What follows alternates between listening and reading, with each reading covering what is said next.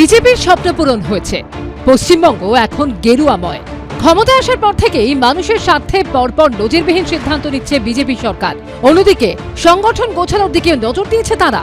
শুক্রবার রাজ্য বিজেপির সাংগঠনিক নেতা নেতৃত্বের সঙ্গে বৈঠকে বসেন এ রাজ্যের দায়িত্বপ্রাপ্ত বিজেপির কেন্দ্রীয় পর্যবেক্ষক ও দলের সাধারণ সম্পাদক সুনীল বানসাল। সূত্রের খবর, সেই বৈঠকে স্পষ্ট করে দেওয়া হয়েছে, পার্টি অফিস দখল থেকে তোলাবাজি এরকম অভিযোগ এলে কর্মীদের রেয়াত করা হবে না।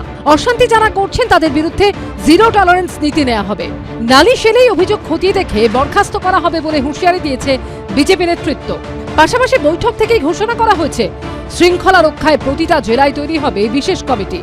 পার্টি অফিস দখল থেকে তোলাবাজি, কর্মীদের বিরুদ্ধে কোনো অভিযোগ এলে রেয়াত নয়, কড়া অবস্থান নিয়েছিলেন আগেই শ্রমিক ভট্টাচার্য। এবার শ্রমিক ভট্টাচার্যের সেই অবস্থানই শিলমোহর দিয়ে দিল বিজেপির কেন্দ্রীয় নেতৃত্ব। জেলা নেতৃত্বদের সঙ্গে বৈঠক করে জানিয়ে দিলেন কেন্দ্রীয় বিজেপির সাধারণ সম্পাদক, বঙ্গ বিজেপির কেন্দ্রীয় পর্যবেক্ষক সুনীল বানসাল। পালা বদলের পর বেনজল আটকাতেও তৎপর বিজেপি নেতৃত্ব। ইতিমধ্যেই শ্রমিক ভট্টাচার্য স্পষ্ট করে দিয়েছেন, এই মুহূর্তে অন্য রাজনৈতিক দল থেকে বিজেপিতে কোনো রকম যোগদান হবে না। সূত্রের খবর, এই দিনের বৈঠকেও সেই সিদ্ধান্তেই শিলমোহর দেওয়া হয়েছে।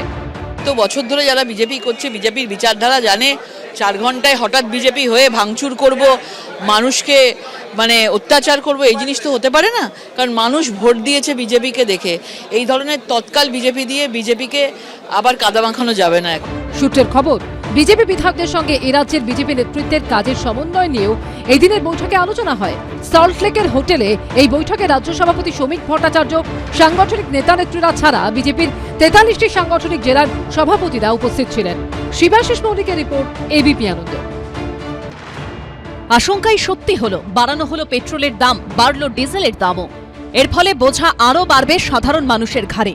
একদিকে পশ্চিম এশিয়ার পরিস্থিতি, বিশ্ববাজারে অপরিশোধিত তেলের দাম বৃদ্ধি, বিশ্বজুড়ে জ্বালানি নিয়ে প্রবল আশঙ্কা, আর সেই সঙ্গে 5 রাজ্যের ভোটও মিটে গেছে। এই পরিস্থিতিতে পেট্রোল ডিজেলের দাম এবার বাড়ানো হবে বলে জল্পনা চলছিল। এই আবহেই গোটা দেশ জুড়ে পেট্রোপণ্যের দাম বাড়ল। কলকাতায় লিটার প্রতি পেট্রোলের দাম বাড়ানো হলো 3 টাকা 29 পয়সা। কলকাতায় ডিজেলের দাম লিটার প্রতি 3 টাকা 11 পয়সা বাড়ানো হলো।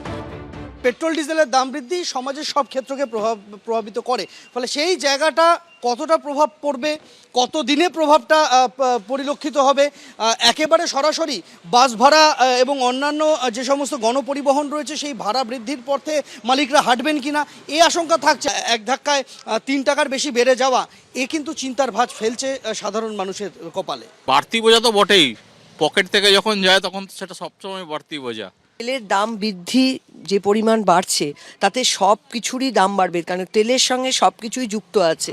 সম্প্রতি জ্বালানি সাশ্রয়ের বার্তা দেন প্রধানমন্ত্রী।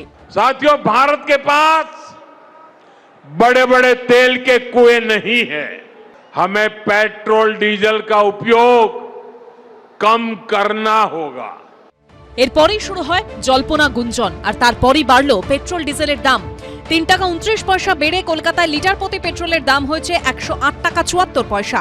কলকাতায় ডিজেলের দাম 3 টাকা 11 পয়সা বেড়ে লিটার প্রতি 95 টাকা 13 পয়সা হয়েছে।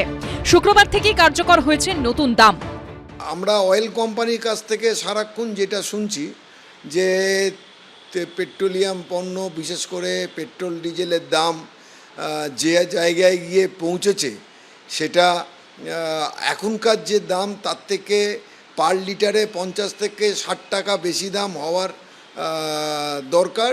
এবং সেই সুবাদে ওদের যারা অয়েল কোম্পানিগুলি যেগুলো ইন্ডাস্ট্রিতে সেল করে ডিজেল, সেখানে প্রায় 50-60 টাকা বেশি দামে বিক্রি করছে। মোদী সরকারকে নিশানা করেছেন রাহুল গান্ধী। সোশ্যাল মিডিয়ায় তিনি লিখেছেন, ভুল মোদী সরকারের, জনতা মূল্য চোকাবে। 3 টাকার ঝটকা দিয়ে শুরু, বাকিটা কিস্তিতে হবে। যুদ্ধ চলছে বা যে কারণে দাম বাড়ছে এটা আমাদের হাতে নেই, সেটা আমাদের ভবিষ্যতের কথা ভেবে প্রস্তুতি নিতে হবে। সেটা মাননীয় প্রধানমন্ত্রী ঘোষণা করেছিলেন আগেই। অনেক দিন পরে সরকার দাম বাড়াতে বাধ্য হয়েছে। বিশ্বজুড়ে যে সংকট চলছে তার থেকে আমরা আলাদা থাকতে পারি না। देखिए, अभी धीरे धीरे झटके लगेंगे। देश को भुगतना है। प्रधानमंत्री के एक आयोजन पे जितना खर्च हुआ है इतना 1 साल में नहीं खर्च कर सकते। কবে পশ্চিম এশিয়ার পরিস্থিতি স্বাভাবিক হবে? কবে আন্তর্জাতিক বাজারে অপরিশোধিত তেলের দাম কমবে? মোদী সরকার কি করবে? এখন সেদিকেই তাকিয়ে ভারতের সাধারণ মানুষ। সন্দীপ সরকারের রিপোর্ট, এবিপি আনন্দ, কলকাতা। এবিপি আনন্দ, এগিয়ে থাকে, এগিয়ে রাখে।